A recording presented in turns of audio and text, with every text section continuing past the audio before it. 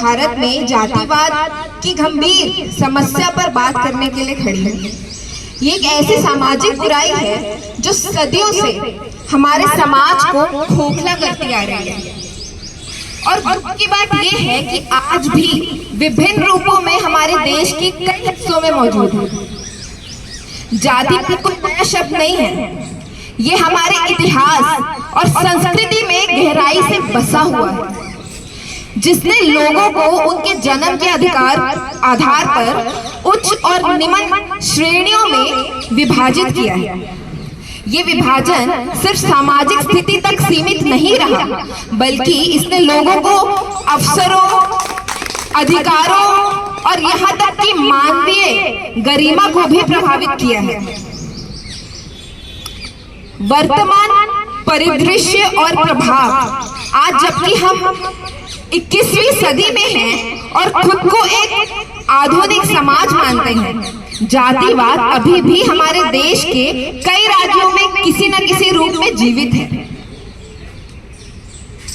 ये शिक्षा, रोजगार, विवाह और यहाँ तक कि सार्वजनिक स्थानों पर भी भेदभाव के रूप में देखा जा सकता है। ये सिर्फ कुछ व्यक्तियों की समस्या नहीं है, बल्कि ये एक ऐसा संरचनात्मक समस्या है जो हमारे समाज में गहरी जड़ों में जम चुकी है।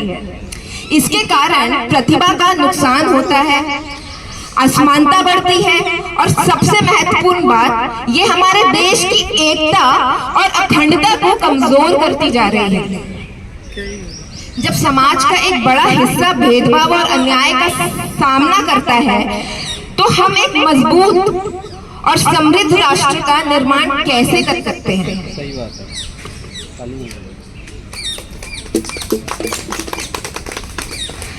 ये सच है कि हमारे संविधान ने जातिगत भेदभाव को गैर कानूनी घोषित किया है और इसके खिलाफ कई कानून बनाए गए हैं, लेकिन सिर्फ कानूनों का होना पर्याप्त नहीं है।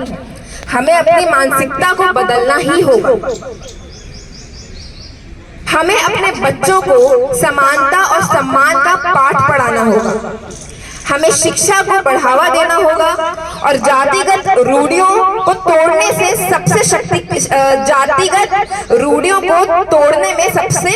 शक्तिशाली हथियार है। हमें ये सुनिश्चित करना होगा कि हर व्यक्ति को उसकी जाति या पृष्ठभूमि कुछ भी हो, समान अवसर मिले।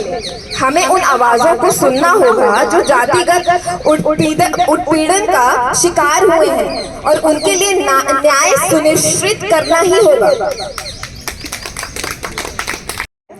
लेकिन ये एक ऐसी लड़ाई है जिसे हम हर हाल में जीतना ही पड़ेगा।